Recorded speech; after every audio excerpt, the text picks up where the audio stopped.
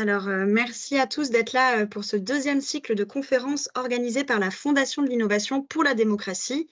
Donc, en quelques mots, la Fondation, elle a pour ambition de faire émerger des nouveaux modèles de démocratie qui sont inscrits dans l'histoire, les cultures et les territoires africains. Pour cela, elle se base sur différents partis pris, que ce soit l'utilisation de l'intelligence collective, la recherche autour des savoirs et des pratiques endogènes, l'implication des femmes, des jeunes et des diasporas, et aussi un réarmement de la pensée, objectif que sert ce cycle de conférences qui aura lieu jusqu'en octobre de cette année. Donc, on vous remercie d'être ici pour cette deuxième édition. Je me présente, je suis Colline Nelson, je suis co-responsable du laboratoire Nord Porte de l'Europe de la Fondation.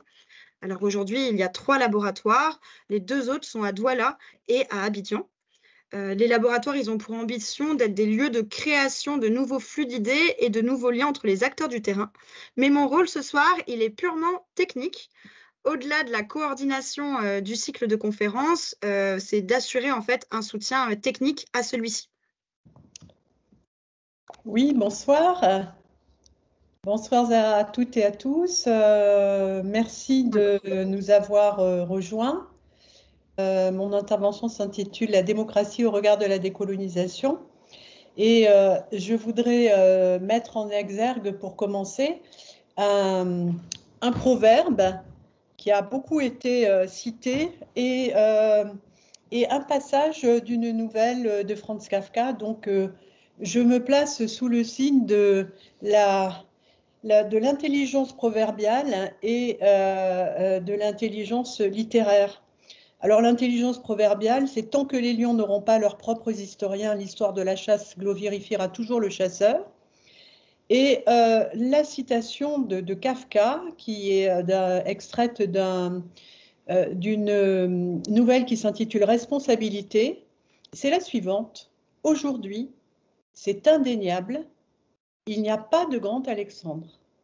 Personne ne peut mener la voie jusqu'en Inde. À l'époque, déjà, les portes de l'Inde étaient inaccessibles, mais leur direction était désignée par l'épée royale. Aujourd'hui, les portes ont été déplacées tout à fait ailleurs et plus loin et plus haut. Personne ne montre la direction. Beaucoup portent une épée, mais seulement pour l'agiter, et le regard qui cherche à les suivre se perd. » Alors, pour commencer, je remercie bien sûr la Fondation de l'innovation pour la démocratie et Achille Mbembe de cette invitation, donc, qui me donne, pour entrer dans le vif du sujet, l'opportunité d'envisager de plus près et ensemble démocratie et décolonisation.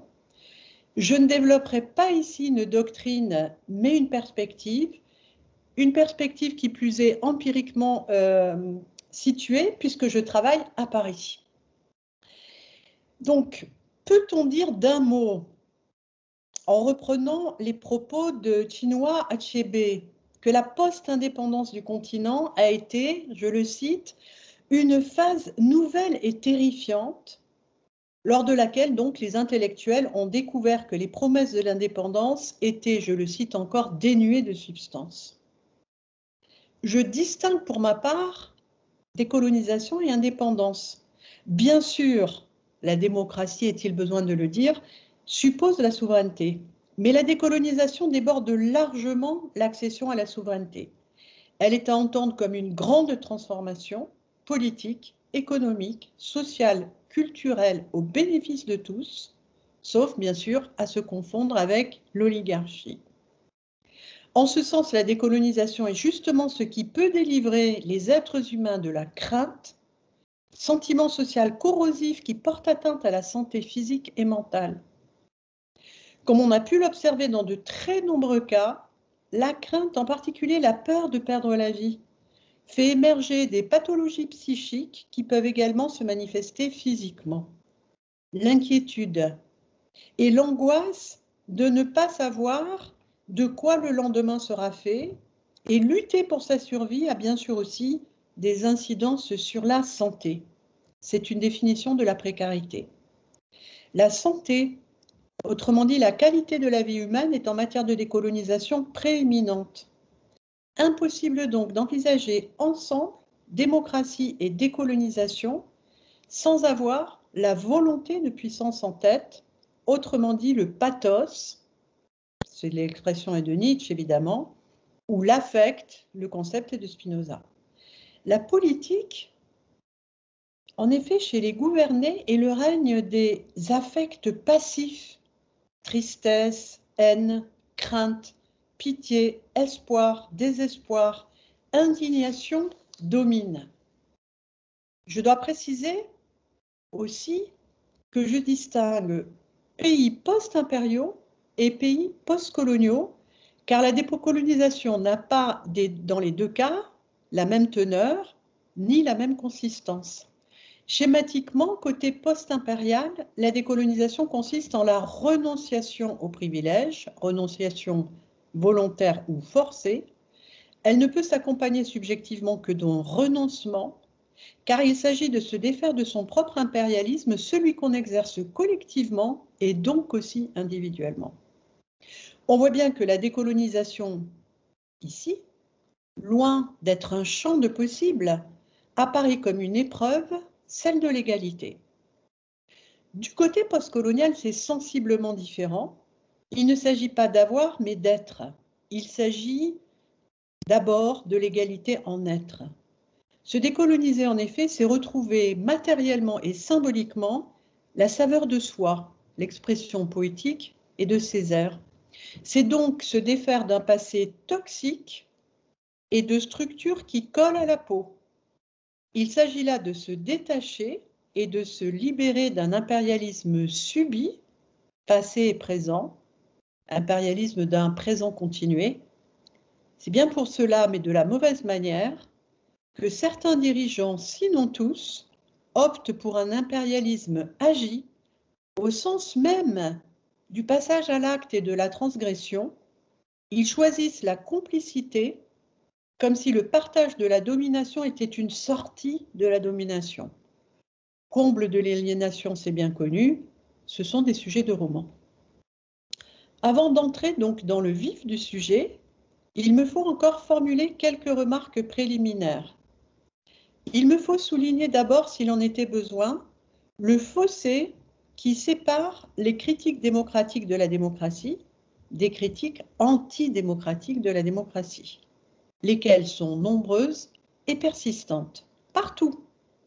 La délibération nuirait à l'action, le pluralisme ferait obstacle à l'unité, la liberté d'opinion porterait atteinte à la sécurité, la liberté de la presse et de l'information, pourtant essentielle, serait dangereuse, l'efficacité serait mise en péril par les compromis politiques, etc.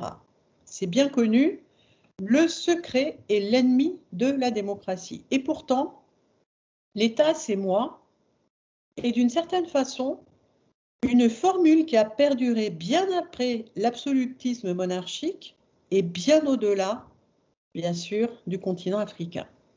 La personnalisation du pouvoir est également corrélative des coups d'État si nombreux au lendemain des indépendances africaines. La confusion du politique et du militaire, en effet, se déploie généralement en temps de guerre et confond victoire politique et victoire militaire. En réalité, il existe des paix sans victoire et des victoires militaires qui sont des défaites politiques. La confusion du politique et du militaire peut également prévaloir en temps de paix et placer le bellicisme au-dessus de tout, comme si le recours aux armes et à la violence physique avait jamais été une solution politique à l'intérieur des frontières comme à l'extérieur. Pour le dire autrement, il n'y a de démocratie que dans le partage de la parole et donc par là, dans l'acceptation par principe de la critique des gouvernants par les gouvernés. Or, la critique est généralement refusée par ceux qui confondent gouverner et commander, décider et ordonner. Elle est foncièrement empêchée par l'argent, dont la vocation n'est que de produire des intérêts, et par toutes les formes de prostitution politique qu'on nomme plutocratie ou kleptocratie et qu'on observe à l'échelle mondiale. En effet, soit l'argent mène au pouvoir, soit le pouvoir mène à l'argent, Une démocratie ne s'entend donc au sens véritable que comme une indépendance évidemment relative à l'égard des puissances, ce qui suppose une commensurabilité de l'inégalité sociale. C'est un point qui est extrêmement important. Il est clair donc que je me situe dans le sillage des critiques démocratiques de la démocratie. J'envisage les choses, je tiens à le préciser, à partir d'un continent dont les indépendances sont récentes, c'est-à-dire à l'aune historique de l'importation sans transition de l'État-nation, autrement dit d'un package d'institutions théoriquement bien connues des élites, mais pratiquement inconnues si ce n'est sur un mode oppressif de la majorité de la population en Afrique. Une espèce d'usine clé en main politique qui fait pendant aux exportations et impositions du capitalisme industriel extractiviste clé en main, auquel beaucoup, malheureusement, croient encore aujourd'hui. De ce fait, la rupture ne fut pas une véritable séparation. La colonie ne s'est pas dissipée d'un coup de baguette magique avec l'indépendance politique. Du fait du passé intermédiaire, c'est-à-dire du passé colonial du continent, l'expression est de Jacques Berck, qui a imposé son empreinte coloniale antidémocratique. La démocratie élective est en Afrique une sorte de création ex nihilo. C'est remarquable. Le présent intermédiaire dans lequel nous nous trouvons est marqué, qui plus est, par le néolibéralisme et l'ensauvagement économique du monde, ainsi que le recours massif globalement au travail forcé. Il est marqué jusque dans le Nord global par une brutalisation accrue des rapports politiques. Il s'agit alors, à l'intérieur, de frontières tracées par le crayon colonial plus que par le passé partagé. C'est bien sûr une difficulté d'organiser politiquement et institutionnellement, économiquement et socialement, l'exercice d'une liberté des uns et des unes, bien sûr, avec les autres, et non des uns et des unes contre les autres. Le conflit est en effet au cœur de la démocratie, non son opposé. Avec le conflit, on entre dans les entrailles de la politique et de la société, car les intérêts sont toujours divergents. Démocratie s'entend donc d'une mise en forme institutionnalisée du conflit, qui sans ce dispositif laisserait les sociétés concernées sombrer dans le crime, la violence et les règlements de compte, soumises donc aux régimes les plus autoritaires qui soient. En ont témoigné les guerres civiles, les assassinats d'opposants ou de rivaux politiques, ou l'emprisonnement de journalistes, entre autres présentés par les gouvernements comme des entraves au gouvernement. En outre, dans ce présent intermédiaire, c'est un point aussi que je souligne vivement, le mythe de l'arriération, masque colonial de la réalité d'une profonde inégalité économique, sociale et politique, a subsisté longtemps après les indépendances, transformant d'une certaine façon les élites cultivées en pseudo-avant-garde de la démocratie, sans voir l'ombre de l'aristocratie planer sur les esprits, ombre portée par les ailes de l'évolution, puisqu'on opposait les arriérés et les évolués.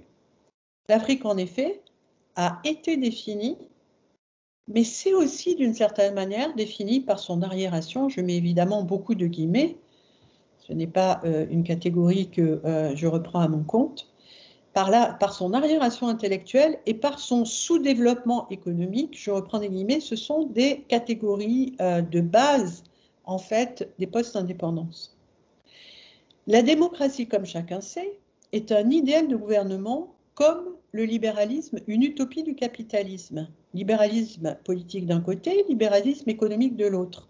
La concurrence donc partisane loyale, respectueuse des principes et des règles, est considérée in abstracto comme la base de tout gouvernement possible et comme la seule possibilité d'un évitement du conflit armé. Implicitement, cette conception préside à nombre d'analyses factuelles produites sur les pays du continent africain, dénoncées régulièrement pour leurs vices et leurs failles démocratiques. Ces failles engendrent crainte, colère, tristesse, sentiment d'impuissance, passion triste. De très nombreuses études rapportent ainsi les cas d'élections non libres. C'est une contradiction dans les termes. En un mot, la fraude électorale est largement d'usage. Sa réduction dépend d'un ensemble d'institutions solides, indépendantes, autrement dit reposant sur la séparation des pouvoirs, qui n'existe pas pour l'instant de façon effective sur le continent africain, d'autant moins que les indépendances n'y sont même pas en général centenaires. De façon générale, la sûreté, c'est-à-dire la confiance en l'État, est toujours conditionnée par le respect du droit par l'État, seul à même d'assurer une sécurité juridique et administrative, ce qui nécessite les institutions ad hoc. Or, empiriquement parlant, la démocratie comme l'État de droit, sans lequel elle est dépourvue de toute consistance réelle, s'inscrit dans une histoire longue, non dans un temps court. Comment le Léviathan, autrement dit l'État, peut-il devenir un État de droit? Résister à l'État est indispensable. C'est un exercice démocratique de la citoyenneté. Il demeure difficile et périlleux. Sommes-nous loin ici de la démocratie substantive qui concerne, pour le dire vite, le fond plutôt que la forme, ou le réel plus que le formel de la démocratie? L'intérêt pour la substance ou la substantialité ou la substantivité de la démocratie n'est pas indépendant de l'intérêt pour la procédure. C'est un fait que les observations sur les irrégularités en matière d'élections politiques témoignent d'une tendance abusive à la réduction de la démocratie à la seule élection. Ces observations reposent implicitement sur une définition procédurale de la démocratie, entendue ici restrictivement comme démocratie élective. Mais c'est ce que j'entends ici mettre en lumière, c'est notamment, voire principalement, parce qu'à l'échelle internationale, l'élection libre est l'un des critères d'évaluation du caractère politique d'un régime, démocratique d'un régime politique. Et si cet élément paraît si décisif, c'est parce qu'il s'inscrit dans les droits humains. C'est ainsi que la Déclaration universelle des droits de l'homme de 1948 répète que la volonté du peuple s'exprime par le suffrage universel. Je ne vais pas rester focalisé sur les élections honnêtes et le financement des campagnes électorales, même si c'est pourtant la grande question que soulèvent les plus anciennes démocraties du Nord global. Elles ne sont pas épargnées par la congruence du pouvoir et de l'argent. Je souhaite plutôt ici que nous gardions en mémoire la notion de peuple qu'on ne saurait tenir pour évidente, surtout lorsqu'il s'agit du peuple en chair et en os. Le peuple est rapporté au suffrage, le suffrage à l'universel à l'égalité des droits. Bien sûr, l'égalité, arithmétique, comme disait Aristote, est la condition même de la démocratie. Elle est aussi condition de la justice sociale. Démocratiquement parlant, l'égalité des droits est celle de participer aux affaires publiques. Il s'agit des électeurs et des électrices. Celle aussi, bien sûr, cette égalité des droits, est celle d'accéder à la direction des affaires publiques. Il s'agit des élus.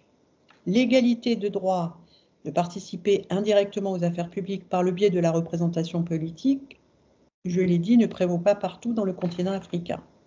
Dans une démocrature, on le sait, l'élection est un habillage, une légitimation du pouvoir qui intervient ex post, après coup, autant sinon plus que ex ante, justement, pour désigner les gouvernants. Quant à l'égalité dans la direction directe des affaires publiques, elle n'existe dans aucun pays, y compris ceux dans lesquels les élections libres, c'est-à-dire la régularité des procédures, sont en vigueur ou de rigueur.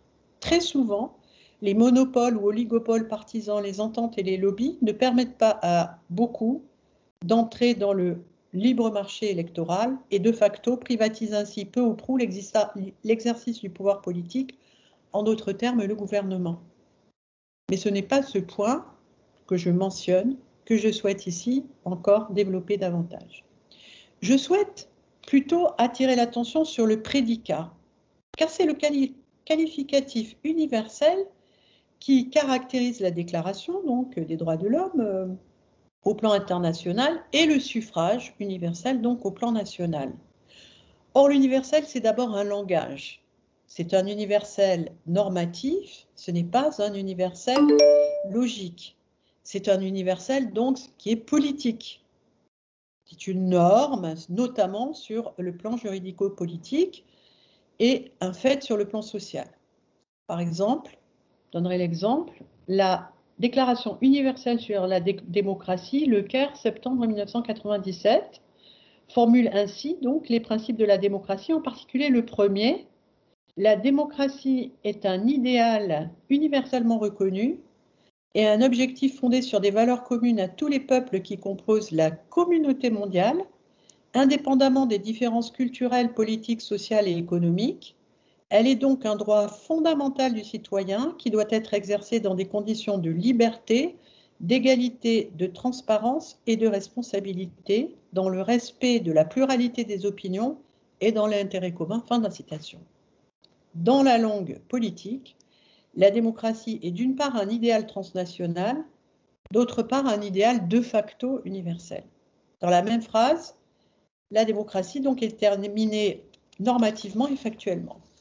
Alors, la chose qui est intéressante, c'est que le suffrage est ici fondamental et je pense en fait qu'il relève de la démocratie substantive. Et je vais expliquer pourquoi. Parce qu'en définitive, le peuple est formellement parlant constitué par les votants de droit. La colonie était à cet égard emblématique des zones de non-droit.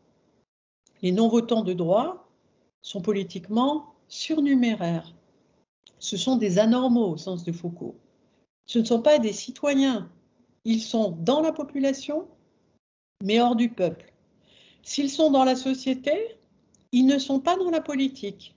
Leur subalternisation politique, en outre, n'apparaît pas comme un problème, en ce sens qu'elle redouble une subalternisation économique et sociale globalement tolérée. En d'autres termes, le contrat social peut être un contrat racial, autrement dit n'être pas un contrat. Mais c'est à relever, ce contrat social s'est toujours formulé de façon sexiste comme un non-contrat. Qui dit contrat dit égalité, qui dit égalité dit contrat. La démocratie comme régime affiché est le siège d'une contradiction. Et je pense que l'examen en fait des contradictions est extrêmement, ou des apories, est extrêmement intéressant en matière politique parce que c'est là que se trouvent les nœuds, et c'est-à-dire les points à dénouer par des actions, des réflexions, etc., au cours de l'histoire. Donc, je disais que ce qu'on l'on voit, c'est que l'exclusivité en fait et l'exclusion prédominent. Dans les deux cas de la race et du genre, on voit bien que le mensonge et la violence sont nichés au creux même des démocraties. Celles-ci peuvent empêcher de respirer, faire perdre la vie, emprisonner massivement. Pourquoi est-ce que je parle de mensonge? Parce qu'il y a un langage idéologique de la démocratie qu'il faut déconstruire, qui assoit nombre de prérogatives diverses et variées, et ce langage idéologique de la démocratie repose sur une illusion, car la vérité ne détruit pas l'erreur et ne la remplace pas. Le genre et la race constituent historiquement les enjeux principaux soulevés par le suffrage universel. Les femmes, on le sait, ont été systématiquement exclues du suffrage, même dans les plus vieilles démocraties. Quand on parle encore aujourd'hui de l'avènement du suffrage universel en France en 1848, c'est un exemple de langage idéologique, c'est faux. Il ne s'agit que d'un suffrage qui est masculin. L'idéologie donc racialo-masculiniste est telle que ce n'est qu'en 1958 que toutes les femmes françaises majeures ont pu voter, françaises musulmanes comprises, non 1944. Ce sur quoi j'attire l'attention, c'est le fait que cette exclusion avait paru majoritairement normale aux gouvernants et sans discussion aux gouvernés. Si elle n'était pas apparue normale, entre guillemets, le suffrage se serait élargi avant la deuxième moitié du XXe siècle. Donc la démocratie, si tant est qu'on puisse alors parler de démocratie, est à tout le moins restreinte, pour ne pas dire restrictive. Nous sommes loin d'une question formelle. De l'autre côté de l'Atlantique, aux États-Unis, ce n'est qu'en 1965, avec l'adoption de la loi sur le droit de vote, que les électeurs et électrices afro-américains et afro-américaines peuvent sans entrave exercer leurs droits démocratiques. Un siècle sépare l'abolition de l'esclavage et l'inclusion des Afro-Américains et des Afro-Américaines dans le peuple. Et pourtant, on a fait et on continue à faire des États-Unis une grande et vieille démocratie, alors même que le régime reposait sur cette exclusion fondamentale. Qu'est-ce que cela veut dire? Cela veut dire que, on l'a vu, la démocratie est un idéal, mais en outre, elle fait l'objet dans l'expérience d'une puissante idéalisation. Il faut à l'évidence et partout décoloniser la démocratie, la dégenrer, la déracialiser. Pour cela, il faut déconstruire donc le vocabulaire ordinaire de la démocratie et reconnaître que la plupart des pays du continent africain ont découvert le suffrage universel peu de temps après les puissances impériales. Cette presque contemporanéité est formellement un atout, mais matériellement parlant, c'est une difficulté. Je ne vais pas, néanmoins, m'engager plus avant dans la question pourtant essentielle du masculinisme politique, voire du virilisme, préjudicial à toutes les formes de gouvernement, a fortiori à toute démocratie, bien au-delà du suffrage, ainsi qu'à toute société et au premier chef, préjudiciable aux femmes elles-mêmes. On mesure superficiellement l'ampleur et la gravité, superficiellement l'ampleur et la gravité, donc disais-je, lorsqu'on fait le compte à l'échelle mondiale, et donc par le haut, du nombre de femmes participant à la direction des affaires publiques aujourd'hui, qui est à l'évidence excessivement faible, au nord comme au sud, à l'est comme à l'ouest. On peut en faire aussi le compte par le bas, en regardant le genre des plus déshérités. J'entends ici souligner l'intrication profonde du colonialisme et de la démocratie telle qu'elle s'est développée dans le Nord global et pour des raisons qui apparaîtront ultérieurement dans les deux pays que j'ai mentionnés. La conséquence en est que le peuple, ainsi politiquement entendu, suit les contours du genre et de la race à tel point qu'il n'est pas possible de l'identifier clairement.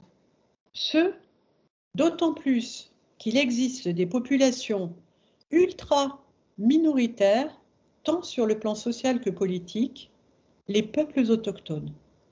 Ils sont parmi les peuples les plus maltraités au monde. Les Nations Unies ont ainsi adopté le 13 septembre 2007 une déclaration sur les droits des peuples autochtones, selon laquelle, je cite, « toutes les doctrines politiques et pratiques qui invoquent ou prônent la supériorité de peuples ou d'individus en se fondant sur des différences d'ordre national, racial, religieux, ethnique ou culturel sont racistes, scientifiquement fausses, juridiquement sans valeur, moralement condamnables et socialement injustes. » Fin de la citation. C'est la démocratie inclusive qui est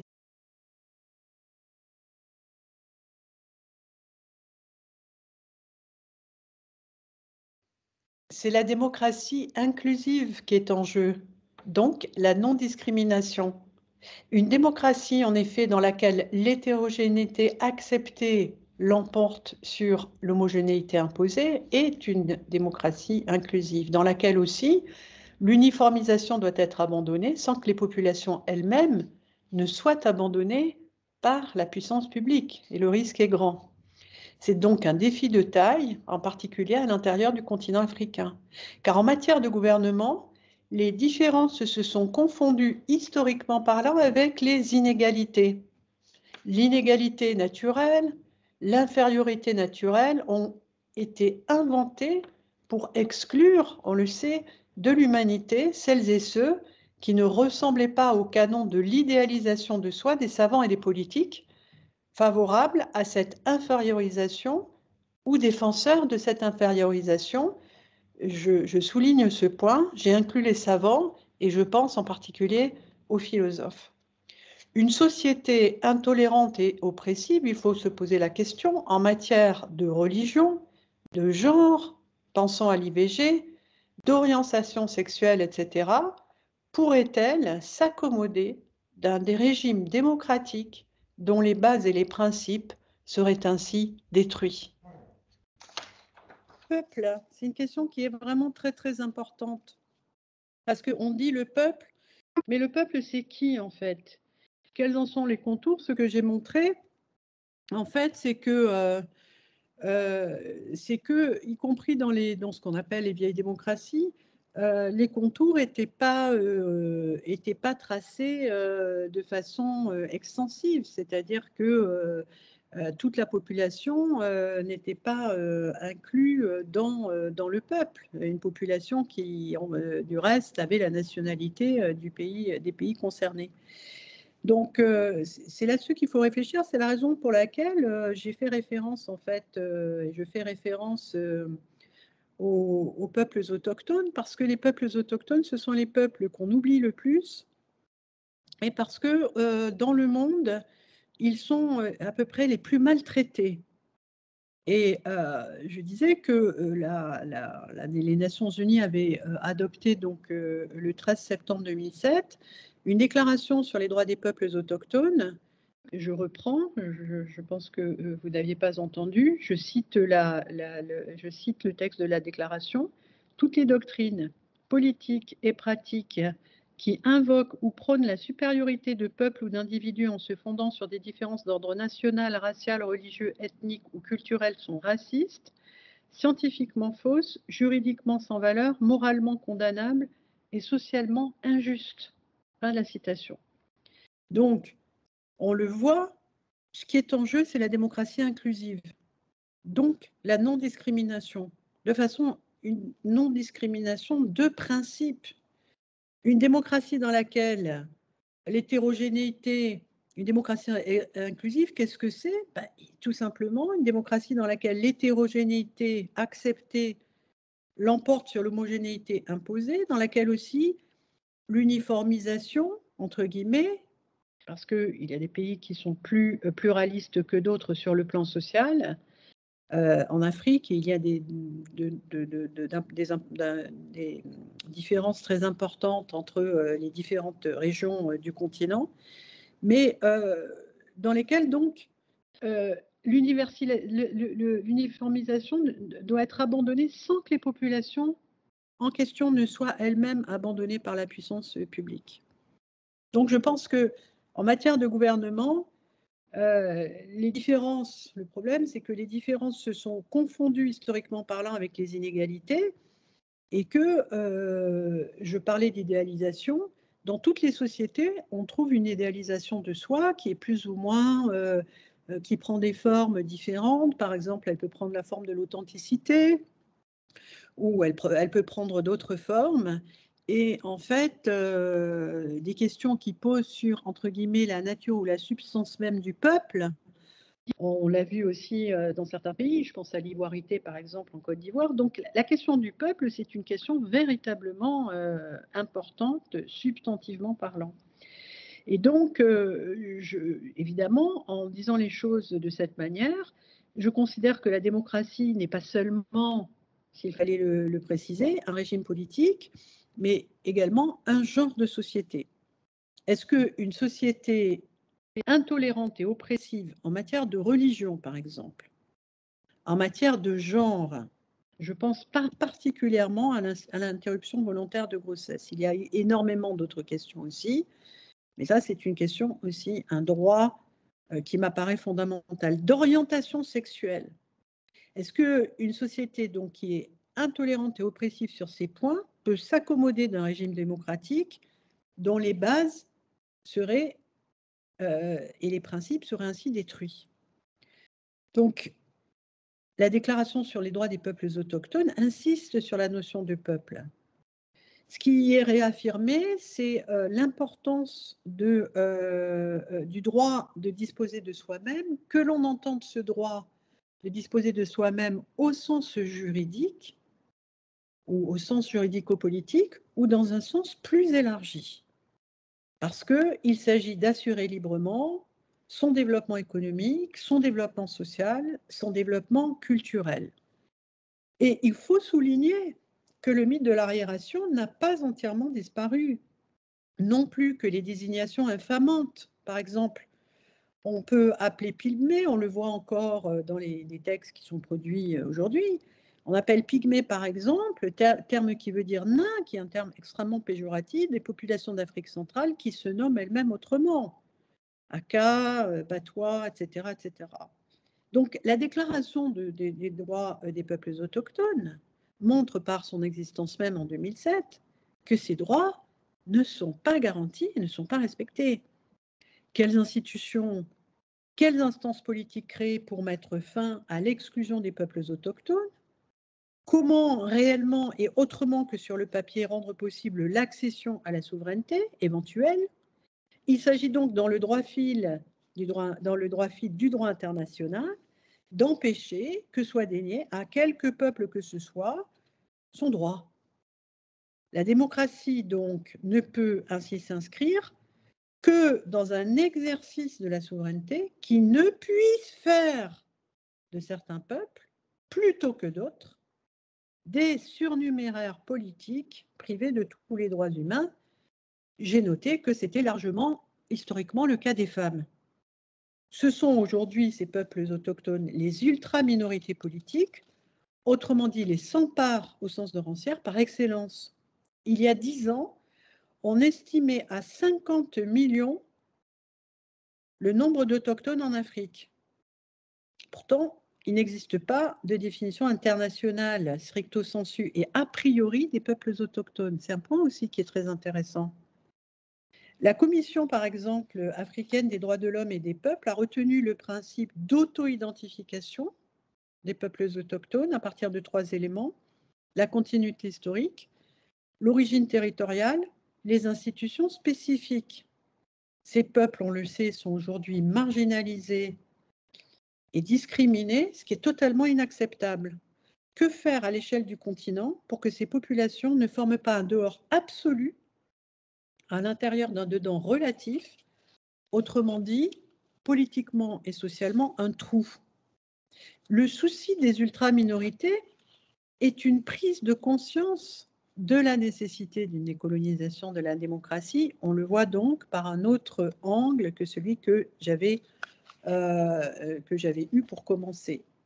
En effet, les références historiques en matière de démocratie ne sont pas des modèles. Le génocide des peuples autochtones du continent américain est connu, la création de réserves autochtones aux États-Unis, de réduction au Paraguay ou ailleurs sont des tâches sombres dans l'histoire de ces pays.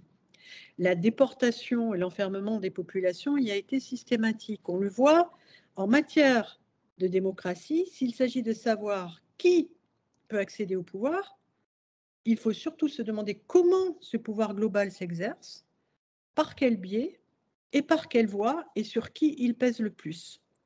On est au-delà des questions pourtant essentielles d'abus de pouvoir, de clientélisme, de corruption, de culte de la personnalité qu'on trouve peu ou prou aux 4 coins du globe ou de tribalisme, ou les questions de tribalisme. Je donnerai 2 exemples en Océanie, rapidement. Les peuples autochtones d'Australie, tout le monde le sait, ont vécu un désastre. Et pourtant, en octobre 2023, les Australiens ont rejeté à plus de 60% la proposition soumise à référendum constitutionnel d'intégrer de façon consultative et non décisionnelle la voix des peuples autochtones sur les politiques publiques qui les concernent. En Nouvelle-Calédonie, pas très loin, les Français ont créé une colonie pénitentiaire, une colonie de peuplement, une colonie de réserve. Les Kanaks ont été expropriés, enfermés dans des réserves jusqu'en 1946. Le gouvernement français soutient que les référendums d'autodétermination auxquels la population européenne participe ont montré le refus de l'indépendance et de la souveraineté.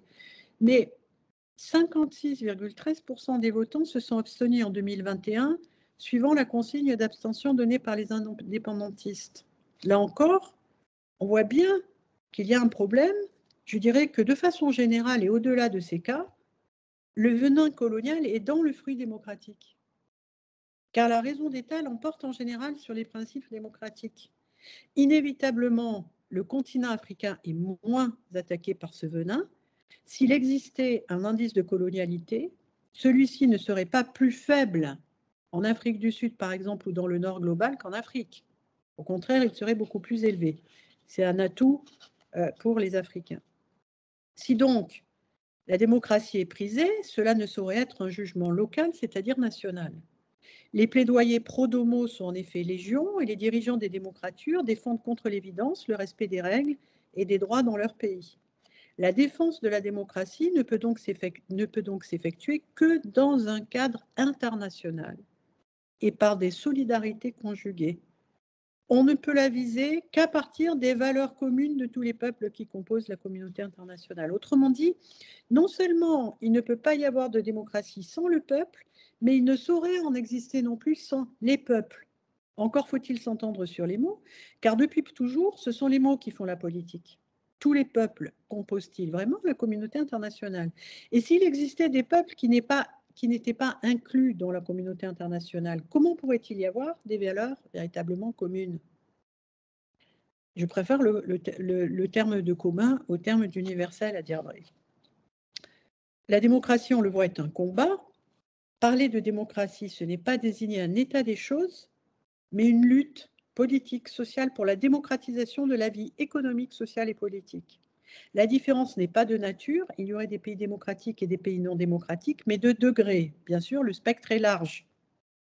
Il faut donc s'intéresser à la démocratisation et à ses obstacles. Au regard de ce contexte et de ces comparaisons rapides, la question se pose donc de savoir qui internationalement évalue et est en droit d'évaluer et comment le degré de démocratie et le degré d'humanité des pratiques gouvernementales.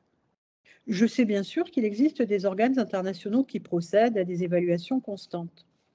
Je viens de souligner, en insistant sur le sexisme, la racialisation, la subalternisation, en un mot le colonialisme, que l'humanité envisagée à partir des droits humains est universelle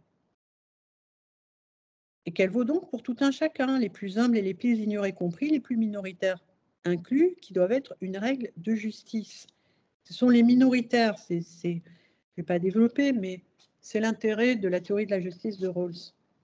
La démocratie et l'humanité même d'un gouvernement, humanité qui dérive bien sûr du respect des droits humains, vaut non seulement pour tous les êtres humains en tant que personne, personne c'est une catégorie juridique, mais aussi en tant que peuple et plus encore, je dirais, en tant qu'être vivant. Qui ne se souvient par exemple du génocide des Tutsis au Rwanda?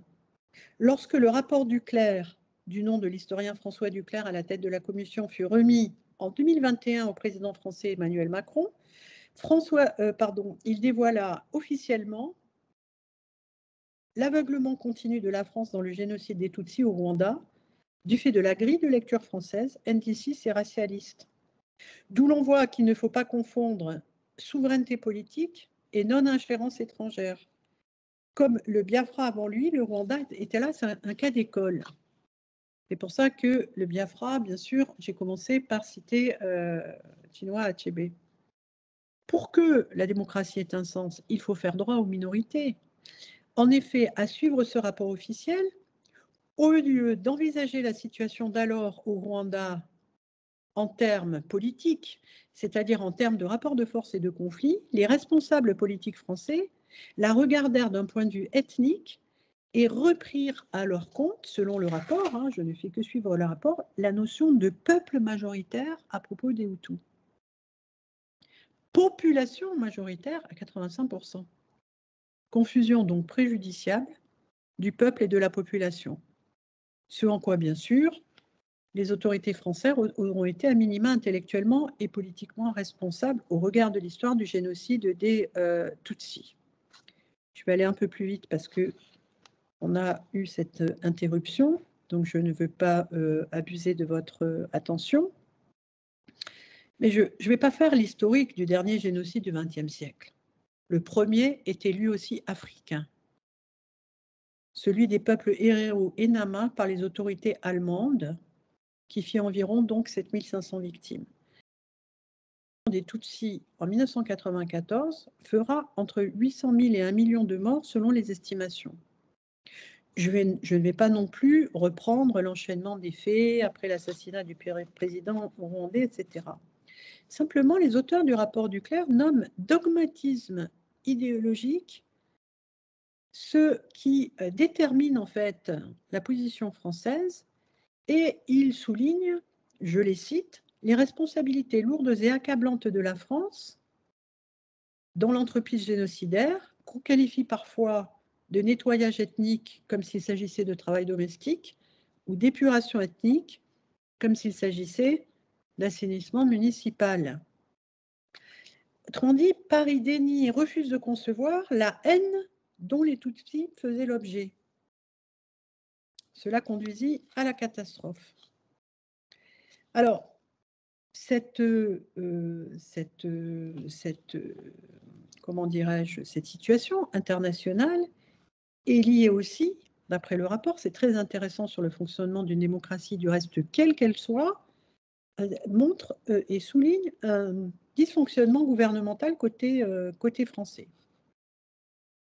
C'est-à-dire que, en fait, soi-disant favorable à la démocratisation de la vie politique rwandaise, Paris commença par ne pas réagir aux premières tueries en 1990.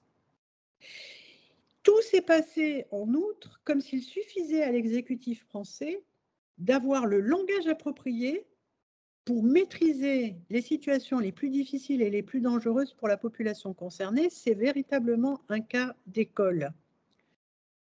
Bon, c'était Mitterrand qui était aux manettes, pour employer cette expression familière.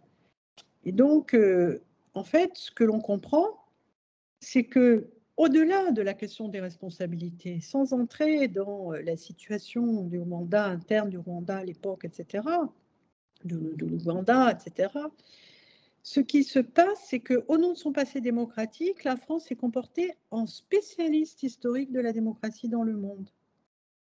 Ça veut dire que l'acceptabilité des situations politiques et sociales dans le monde ne peut être confinée à l'intérieur des frontières coloniales, premier point, mais cette acceptabilité ne peut non plus demeurer le privilège du Nord global, comme s'il était le garant de la démocratie et de la paix dans le monde. Ce n'est pas nouveau, mais je tiens à le dire. Comme on vient de le voir donc, d'une nouvelle manière, la notion de peuple au singulier et au pluriel est centrale. Un peuple peut être composé de plusieurs peuples, dont notamment les peuples autochtones. Et c'est toujours la pluralité qu'il faut privilégier. Mais comment? Sans recette donnée d'avance, car aucune vieille démocratie n'a pu ni su parer au pire, il faut inventer des solutions originales, locales, régionales ou plus globales et trouver des accords, en particulier sur les principes, car ce sont les principes qui font le plus défaut, chacun le sait, plus encore que les valeurs. Quand ils font défaut, c'est au détriment des existences, voire des vies humaines. On croit généralement que les questions de vie et de mort sont une façon tragique d'envisager les choses. On confond alors le tragique de l'existence et le pessimisme de la pensée, car l'État, Hobbes l'a bien montré, tend au nom de la sécurité à la mort des individus, voire des populations, ne serait-ce qu'en les réduisant au silence, ce qui est la mort de l'esprit. On ne voit pas comment sauver la vie autrement que démocratiquement, autrement qu'à partir de la liberté. Qui ne sait que les empires ont toujours été autant économiques que politiques, que l'extractivisme se poursuit encore aujourd'hui via des projets mortifères. Donc, il faut s'intéresser, du coup, à la question de la terre. Je fais référence, bien entendu, à l'extractivisme. Et si la terre doit être placée également au cœur de la démocratie, c'est dans les multiples sens du terme de terre. L'âge des terres sans peuple colonise en effet le présent. Les terres sans peuple, celles dont les populations ne sont pas dignes pour les peuples entre guillemets civilisés ou entre guillemets évolués de faire peuple substantiellement et substantivement. Les déserts de la colonisation, on le sait, que ces terres soient arides ou forestières, qu'elles soient incultes ou cultivées, elles sont réputées sans habitants. Qu'est-ce que ça veut dire? Sans habitants qui vaillent, bien sûr, sans habitants dignes d'occuper ces territoires et d'être propriétaires de ces terrains. Le désert, catégorie coloniale par excellence. Le continent africain, à l'exception sans doute de l'Éthiopie, dont l'Italie n'a pas réussi à s'emparer, a bien connu la production générale de l'indignité liée précisément à la question des terres sans peuple, du nord au sud et de l'est à l'ouest. Ce qui s'y est produit alors sous la férule ou la chicotte européenne, c'est une triple négation, matérielle, physique et symbolique à la fois.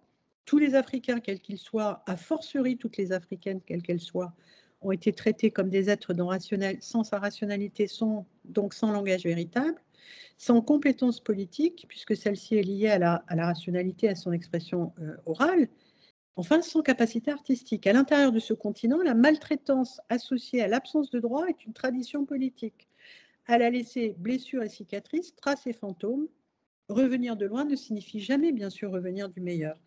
Alors, ce que je voudrais dire là, c'est le fait que ce qu'il y a l'atout de mon point de vue, à l'intérieur du continent africain, c'est que c'est un continent qui est entièrement bilingue au sens de la rationalité.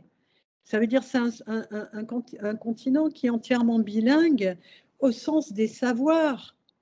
Bilingue, voire trilingue, voire polyglotte. Parce que quand je dis bilingue, évidemment, c'est réducteur. On pourra y revenir dans la discussion. Alors, je disais, revenir de loin ne signifie jamais revenir du meilleur, parce que, tout simplement, c'est du pire et du bord de la mort qu'il s'agit, au loin, d'où l'on revient ou pas. Eh bien, dans ce lointain, on peut être tué pour 3 fois rien, on peut être blessé et mutilé pour rien du tout, on peut être emprisonné. Les premiers gouvernants de nos pays du continent reviennent comme des revenants et marquent de leur empreinte la naissance des États. Mais je dirais qu'il y a aussi dans le fantasme d'une continuité hors de portée, qu'on nomme stabilité, des gouvernants qui restent au pouvoir comme des fantômes, ou qui présentent des syndromes monarchiques puissants, avec des héritiers de la couronne, ou qui cherchent, en restant au pouvoir, à couvrir des malversations. À ce moment-là, la démocratie est indéfiniment à venir, indéfiniment reportée, indéfiniment retardée. Elle n'est plus alors un devenir, mais un avenir. Elle échappe alors au présent. Attention, je pense que c'est un risque. C'est la raison pour laquelle il faut s'attacher, s'attarder et s'attaquer au présent. Non pas seulement nationalement, comme je l'ai montré, mais encore de façon internationale.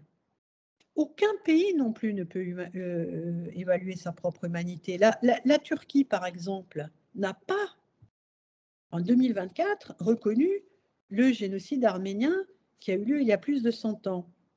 C'est ainsi, et c'est quelque chose que je trouve révolutionnaire, qu'un pays qui revenait de très très loin, pays colonialement très marqué, ayant traversé des décennies d'apartheid, l'Afrique du Sud a, le 29 décembre 2023, porté plainte contre Israël auprès de la Cour internationale de justice de La Haye, le tribunal de l'ONU, donc en charge des différends entre les États. Pourquoi est-ce que c'est une révolution ? Parce que c'est la mise en cause et la mise en question d'un monopole diplomatique et d'un privilège blanc.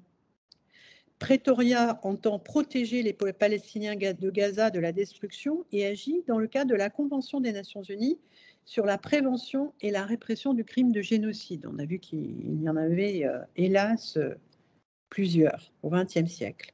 En droit international, coutumier, les États parties de la Convention ont en effet l'obligation de prendre des mesures pour prévenir et réprimer le crime de génocide. 153 pays ont ratifié la Convention, dont Israël. Alors, il faut quand même noter que 19 États africains n'ont pas adhéré à la Convention sur le génocide. Le Niger, le Tchad, la Sierra Leone, le Cameroun, le Centrafrique, l'Érythrée, Djibouti, la Somalie, le Kenya, le Soudan du Sud, la Guinée équatoriale, le Congo, l'Angola, la Zambie, le Botswana, les Swatini et Madagascar. C'est quand même énorme, c'est un problème. Et donc, l'Afrique du Sud, donc, ressemble plus, historiquement parlant, comme les pays d'Amérique du Sud, aux pays postcoloniaux. Mais déjà, le 17 novembre, avec le Bangladesh, la Bolivie, les Comores, Djibouti, elle avait saisi la Cour internationale de justice sur la situation dans l'État de Palestine. Jérusalem a estimé que Pretoria faisait une exploitation bon marché de la Cour internationale de justice. Au 25 janvier 2024, près de 26 000 personnes, victimes sans visage, ont été tuées à Gaza depuis le 7 octobre, selon l'estimation fournie par le ministère de la Santé de Gaza d'environ 10 000 enfants. Pour combien de blessés? 63 000. Sont-ce des militaires ou des civils? Ce sont des civils. La grande guerre des civilisés contre les sauvages, civilisés entre guillemets, sauvages entre guillemets, s'est-elle éteinte?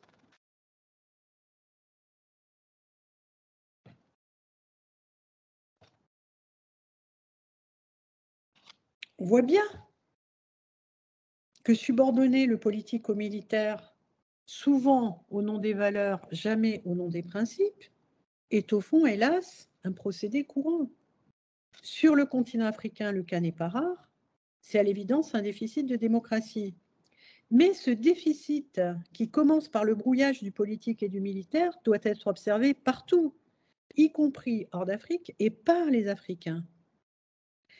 Pour les bellicistes, rien dans la guerre n'est jamais suffisant, il faut toujours aller plus loin dans l'horreur. Donc le problème soulevé par l'Afrique du Sud est celle de la victoire militaire. Qu'est-ce que chercher une victoire militaire? Qu'est-ce que remporter une victoire militaire quand une armée s'attaque à une population civile? Donc, le peuple... Alors, je coupe un peu parce que je vois que le temps passe, mais je dirais que quand je lis dans les médias français « Guerre Israël-Hamas », je relève la disparition visible des Palestiniens, ce que j'appelle depuis longtemps l'élision du sujet colonial. Le peuple palestinien a ici disparu.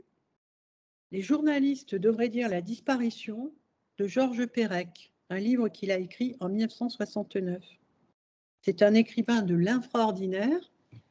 C'est quelqu'un dont le père est mort pendant la guerre, la Deuxième Guerre mondiale, et dont la mère est morte en déportation. Juive est morte en déportation. Le livre est un lipogramme qui ne comporte jamais la lettre E.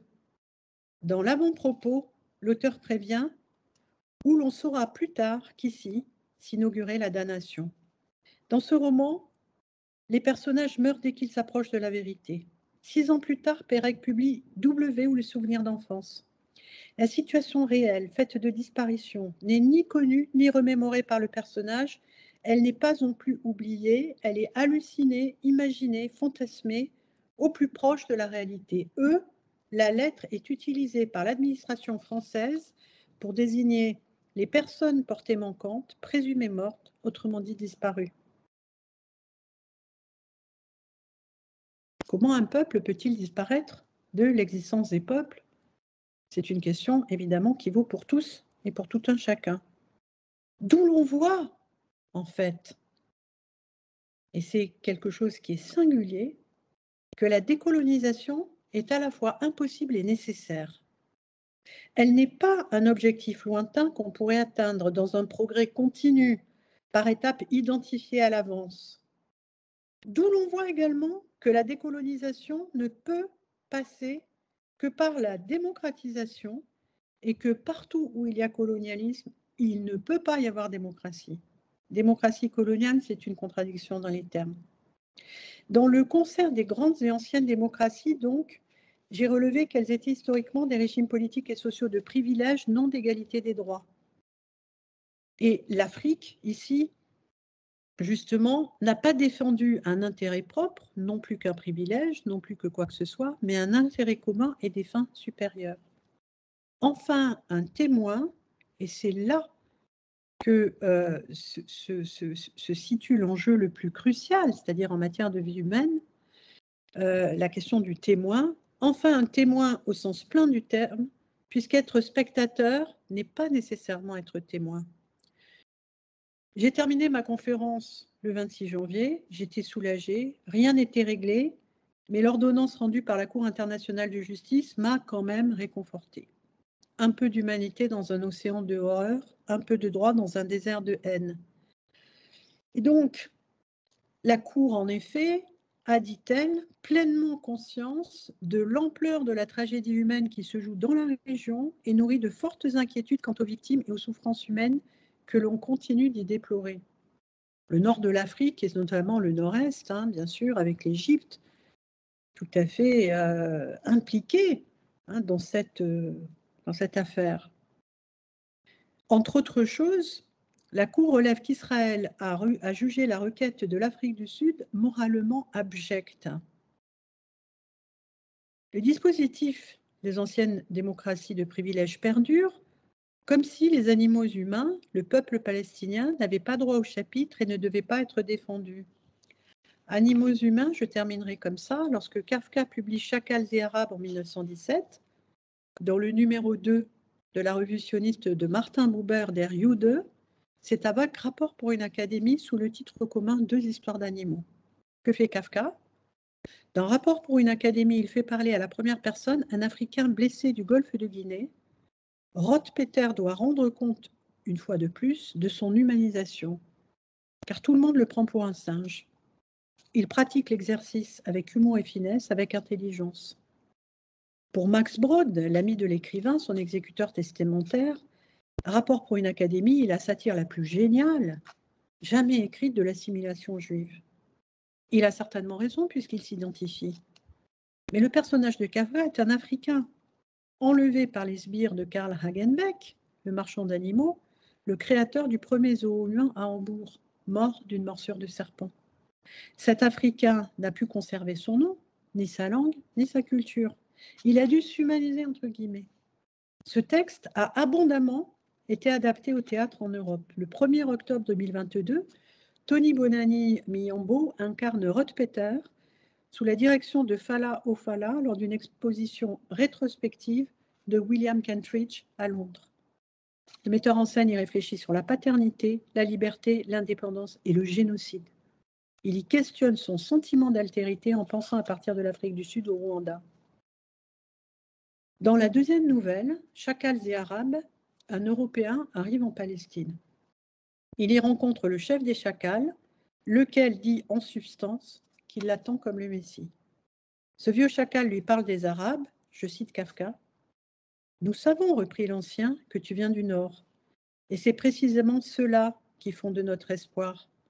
Il y a là-bas une intelligence qui ne se trouve pas ici parmi les Arabes. Il faut que les Arabes nous accordent la paix, un air respirable, un horizon purifié, sans aucun d'eux à portée de vue, sans le moindre gémissement de moutons égorgés par des Arabes. La pureté, c'est seulement la pureté que nous voulons. Leur blancheur n'est que saleté. Le noir chez eux est saleté. Leur barbe est une horreur. On a la nausée en regardant le coin de leurs yeux.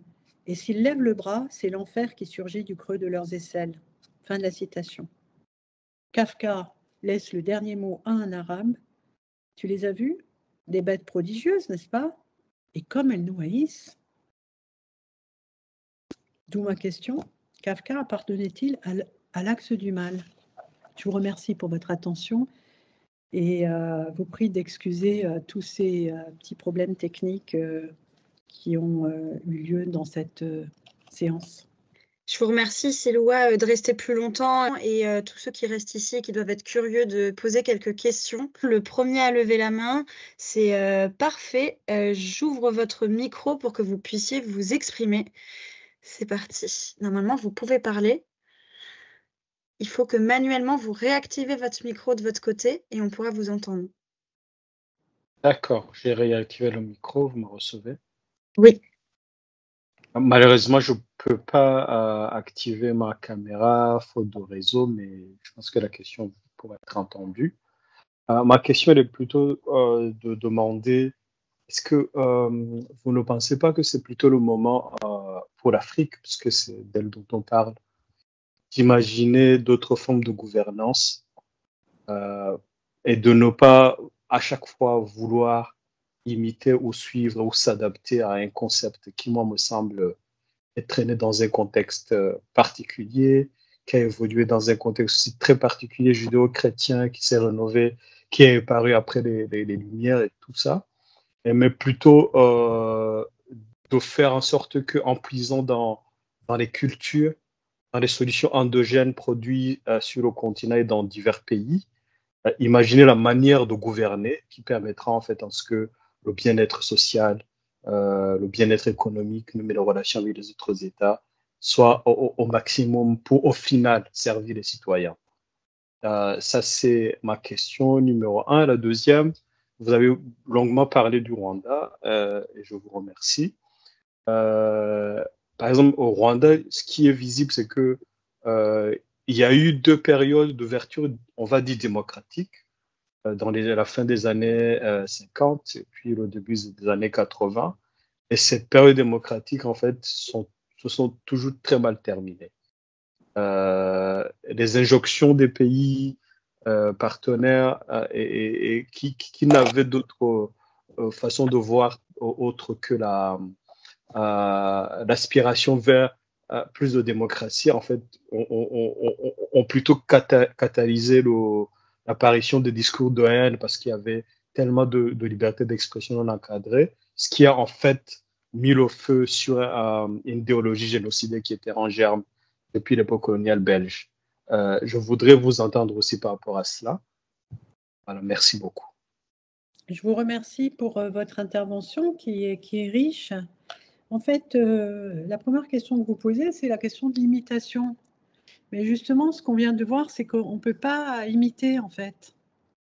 La question de l'imitation, ça veut dire qu'on serait pris, en fait, dans un schéma colonial, où quelque chose a été fait ailleurs et on va le faire dans un autre endroit. Mais ça ne se passe jamais comme ça. Jamais, jamais, jamais. C'est quelque chose qui est impossible, en fait.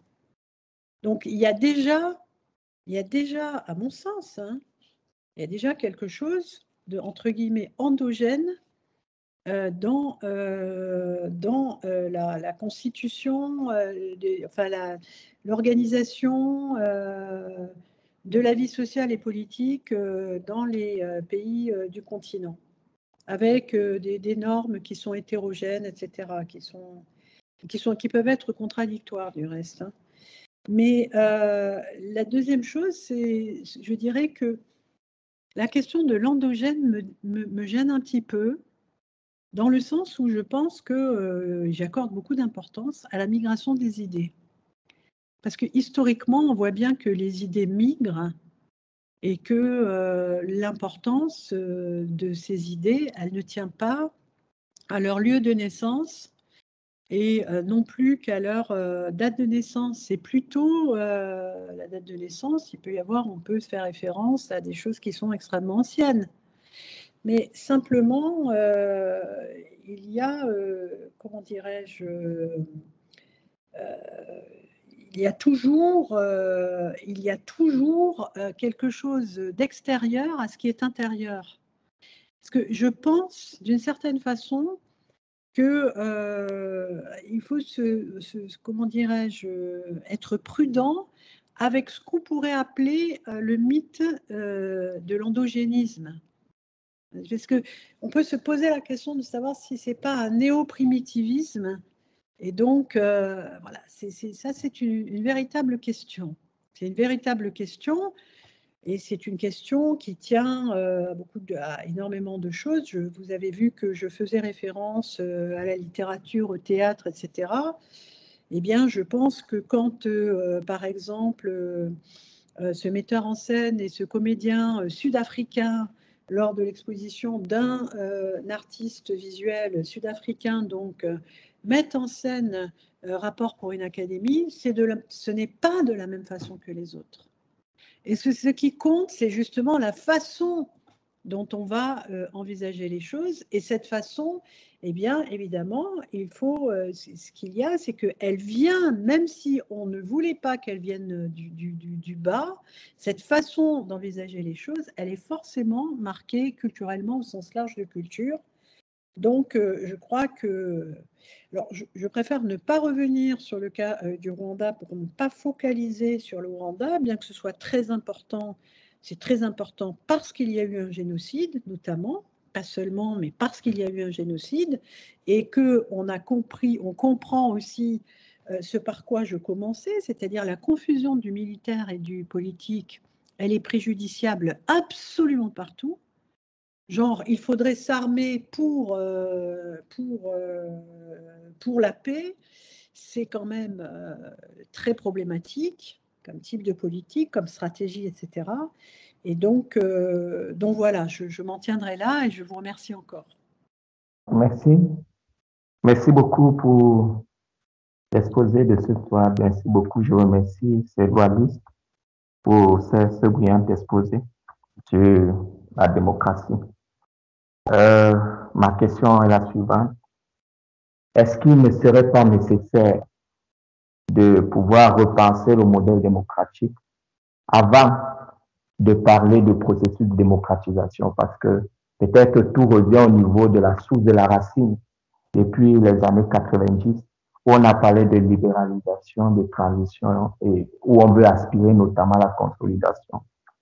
Ma deuxième question, Bikulo Magnani parle d'un retour à l'autoritarisme, et c'est ce qu'on constate de nos jours. Beaucoup plus les travaux qui sont effectués sur l'Afrique sont beaucoup plus des travaux au sens pessimiste. Et est-ce que là, il ne faudrait pas peut-être essayer de comprendre une adaptation de la démocratie en fonction du contexte africain, où il faudrait peut-être en avance reconnaître que les peuples africains ont leur logique ou alors leur façon de faire, certainement en termes de réception démocratique. Merci. Oui, je vous remercie pour cette question, justement. Alors, je ne sais pas si on peut penser, je dois vous le dire, je ne sais pas si on peut considérer que la décolonisation de la démocratie, c'est une africanisation, parce que elle est déjà, c'est-à-dire qu'il y a des, comment dirais-je, un ensemble d'institutions et de modes de fonctionnement, parce que ce n'est pas seulement quand je dis institutions, ça veut dire que des institutions, elles génèrent aussi des modes de fonctionnement qui sont nécessairement, chacune à leur manière, africanisées. Elles ne sont pas africanisées de la même façon parce que africain, c'est pas, en fait, évidemment, c'est pas un uniforme. Ça veut dire que les particularités sont extrêmement grandes étant donné la taille du continent.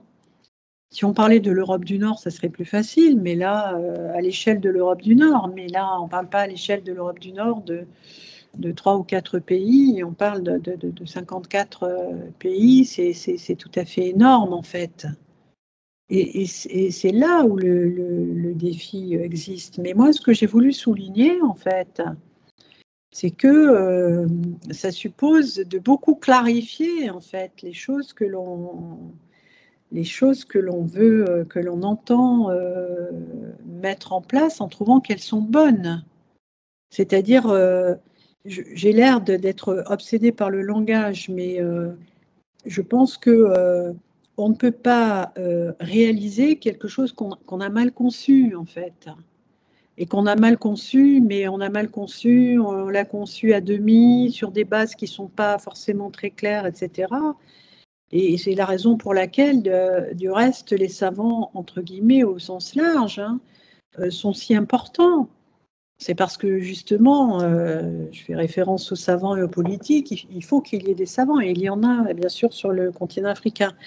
Et heureusement pour le continent, il n'y a pas que des politiques. Et donc là, il y a quelque chose, évidemment, qui se joue, et surtout dans les, je dirais, dans les partages, dans les échanges, et dans ce que j'appelais les solidarités internationales, même si elles sont régionales. Parce que les solidarités internationales, c'est quelque chose qui est très important quand on est, comment dirais-je, minoritaire chez les minoritaires dans un pays et qu'on n'a pas voix au chapitre. Il n'y a pas d'adaptation en fait au contexte africain, il n'y a rien du tout en fait. Et là où vous avez raison, bien sûr, c'est qu'à chaque fois, il faut la repenser, la démocratie. C'est pas quelque chose, c'est la raison pour laquelle je disais c'est un présent en fait, c'est un présent continué. On peut pas, c'est pas un avenir. Et c'est la raison pour laquelle j'insistais sur le terme même de démocratisation qui inclut une action, mais une action qui est à la fois une action politique et une action intellectuelle. Ça ne peut pas être qu'une action politique sans être une action intellectuelle. Donc, à chaque fois, il faut le repenser dans un contexte qui a changé. Puisque aujourd'hui, par exemple, bien entendu, on n'est pas dans le contexte post-indépendance. Le contexte post-indépendance, il est lointain. Il y a des choses qui restent de ces pratiques, notamment des pratiques post-indépendance. Mais justement, il s'agit de se défaire de certaines choses. On le voit. On pense que se défaire de quelque chose, en fait, ça apparaît comme une action négative. Mais l'action négative, c'est en réalité une action positive. C'est-à-dire que c'est une mise à distance d'un certain nombre de choses. Évidemment, je parle ici de la pensée critique en général, parce que la pensée critique, ce n'est pas le privilège des intellectuels. Il y a des associations qui développent des pensées critiques, il y a des mouvements qui sont des mouvements en Afrique non gouvernementaux qui développent des pensées critiques et des actions critiques. Voilà, il y a des choses qui se passent dans ce qu'on appelle, entre guillemets, pour reprendre le vocabulaire classique, la société civile. Et ça, c'est extrêmement important. C'est ce qui se passe par le bas, qui n'est pas forcément le plus visible, mais qui ouvre des portes, en fait. Voilà, je n'ai répondu que, bien entendu, de façon limitée et partielle à votre grande question. Est-ce que vous m'entendez, s'il vous plaît? Parfaitement. Oui, merci. D'accord. Merci infiniment pour l'exposé. Merci surtout pour la démarche de la conférencière qui fait un effort d'une réappropriation africaine de la notion de la démocratie. Je vais partir très rapidement sur, on n'a pas de temps, vous l'avez annoncé, sur un petit constat, c'est que l'impression que j'ai, c'est que la démocratie est difficile en Afrique, je ne veux pas dire impossible, comme pensent certains, est difficile en Afrique peut-être parce que il y a une triptyque sociologique à analyser dans la vie des gens. 3 exemples. Quand un enfant naît, il a un acte de naissance, il a une carte de baptême et il a un rituel à faire dans son village.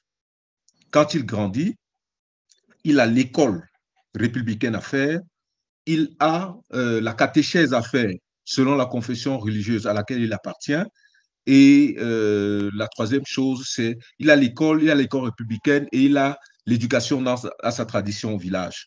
Quand il se marie, il doit faire la dot, il doit faire la mairie à l'état civil et il doit faire un mariage religieux. Je ne prends que ces exemples parce qu'on n'a pas de temps, parce qu'on aurait pu insister là-dessus. Tout ce que je décris dans cette triptyque-là représente des formes de vie différentes qui, à mon avis, entrent en conflit avec l'esprit républicain qui devait participer à construire la démocratie.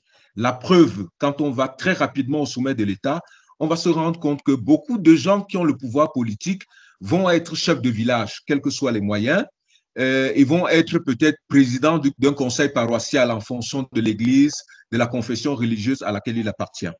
Ma question, est-ce que tous ces conflits, j'ai envie de dire de personnalité ou bien conflits de forme de vie, qui s'exprime dans l'unité de la personne humaine n'est pas en même temps le problème même de la construction démocratique en Afrique? Je vous remercie. Mais alors, je vous remercie pour cette intervention. Je dirais que ce que vous avez évoqué pour commencer, en donnant des exemples, c'est ce que j'appelle la polyglossie qui existe sur le continent africain. La polyglossie, elle s'entend littéralement, bien sûr, comme une très grande fragmentation linguistique.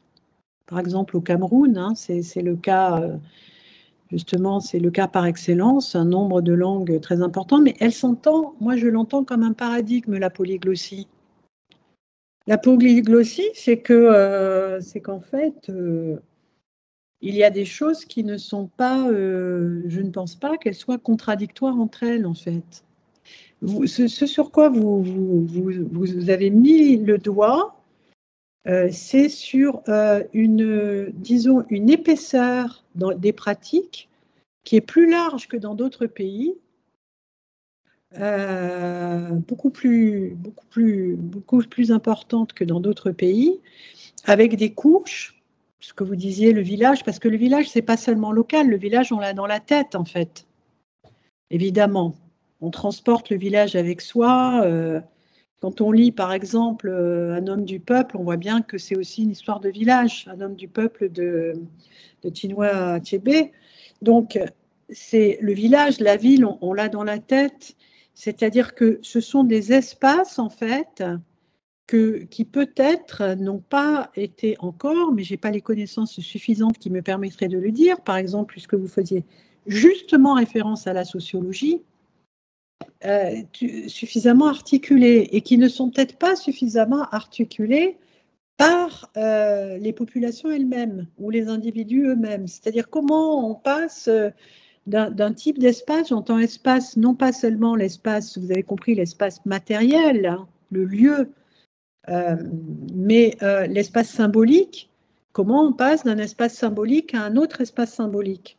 Et donc, je pense effectivement que la circulation, en fait, entre ces espaces, plutôt que les frontières entre ces espaces, la circulation entre ces espaces, elle peut permettre elle peut favoriser une réanimation, vous voyez, disons du débat public en général, parce qu'il faut bien le poser sur la table. Je dis débat public parce que, désolé, c'est pas l'expression la plus juste, mais je le dis pour parler vite. Et quand vous faites intervenir, et vous avez tout à fait raison aussi, je dirais des responsabilités locales et des responsabilités globales, quel que soit le local en question, le local, comme je l'entends symboliquement, ça peut être la paroisse ou le village. Bon, c'est à penser, mais il ne faut pas croire que ça n'existe nulle part, en fait. Simplement, chef de village a une acception qui peut être différente dans certaines régions plutôt que dans d'autres, et ça n'existe en plus pas partout, vous voyez. Je ne sais pas si au nord, ce sont des questions qu'on ne trouve pas forcément, par exemple, au nord de l'Afrique, vous voyez. Donc, qu'est-ce qu'on fait aussi régionalement pour penser ces choses? Alors, je sais que, bien sûr, il y a des réunions de chefferie, etc. Mais je ne sais pas exactement s'il y a un rapport entre certaines choses et certaines autres choses. Et pour le dire aussi dans un langage qui est un langage un peu religieux, mais sans religion attestée, c'est que entre ce qui pourrait être aussi spirituel et ce qui est matériel. Je pense que là, il y a des choses évidemment qu'on peut certainement repenser avec et non pas contre les gens. Puisque la démocratie, c'est la démocratie, c'est pas un modèle qui a été inventé quelque part, en fait. C'est pas du tout ça. Bon, en Europe, on dit que la démocratie, ça a été inventé en Grèce, dans l'Antiquité, etc. Mais c'est une vision régionale de la démocratie. C'est pas une vision qui... il est impossible de concevoir que personne n'a pensé à des procédures démocratiques. D'ailleurs, il y a les études anthropologiques montrent des pratiques en fait qu'on peut qualifier dans ce vocabulaire de démocratique dans d'autres espaces, dans d'autres régions, et en particulier sur le continent africain. Donc, personne n'a inventé la délibération quelque part sans que personne n'ait délibéré ailleurs. Donc, effectivement, là où vous avez tout à fait raison, je dirais, c'est que c'est la question des contextes. C'est-à-dire, quel est le contexte exact? C'est la raison pour laquelle j'ai parlé des peuples autochtones. Parce que les peuples autochtones, là aussi, il y a un contexte qui fait qu'il faut penser la démocratie autrement qu'elle a été pensée ailleurs. Mais évidemment, cet autrement n'est pas déjà là, en fait. Il faut l'inventer, bien sûr. Mais il faut l'inventer, bien entendu, pour le bien des plus déshérités. Sinon, ça n'a pas de sens. C'est au minimum pour le bien des plus déshérités. C'est ça que je voulais dire. Pas exclusivement, mais au minimum. Voilà, j'espère que j'ai un peu répondu à votre intervention. Et je vous remercie encore d'avoir insisté sur ce point. Merci beaucoup Guillaume. Deux choses, c'est vous remercier tous les deux et particulièrement Seloua d'être intervenu 2 heures et avec le coup de stress qui est arrivé au milieu et pour cette intervention passionnante et qui mériterait beaucoup plus de temps d'échange. À tous les participants pour votre indulgence et d'être restés jusqu'au bout, de voir que vous êtes plus de la moitié à être restés plus longtemps, c'est que c'est vraiment un sujet qui intéresse. Faut vous dire qu'au niveau de la Fondation, on est en train de travailler sur un outil de débat en ligne ou en tout cas de discussion qui va être déployé dans le but de prolonger les échanges de ce type de conférences, mais aussi d'en créer d'autres. Donc c'est un peu dans le chantier que je vous disais de réarmement de la pensée, mais pas avec du descendant, plutôt avec les échanges que vous pouviez avoir entre vous, la discussion et le développement de cet esprit critique nécessaire à tout bon État démocratique. Donc on vous tient informé, essayez de rester un peu à l'affût des travaux de la Fondation qui est encore récente et en pleine expérimentation. Donc ce cycle de conférences et la plateforme de débat, c'est une des ambitions aussi d'utiliser le numérique comme un levier de dissémination d'idées qui est plein de limites comme on l'a testé ce soir, mais en même temps qui nous a permis des 4 coins de la planète, ou en tout cas dans la dernière conférence on était un peu partout, de pouvoir apprendre de différents penseurs. Seloua voulait peut-être dire un dernier mot pour conclure. Je vous remercie de votre attention, d'avoir suivi cette conférence. J'espère qu'elle aura clarifié quelques points et j'espère que la discussion pourra être prolongée par les moyens que vient d'indiquer Colline à l'instant. Merci beaucoup à vous. Merci à vous tous. Et tout est enregistré et sera sur notre page YouTube. Donc aussi, on ne perd pas une trace de tout ce qui a été appris aujourd'hui. On va peut-être couper la partie de bug, mais voilà, tout sera restitué. Et merci encore, Seloua, pour ce soir. Bonne soirée à tous. Bonne soirée. Merci. Au revoir. Au revoir.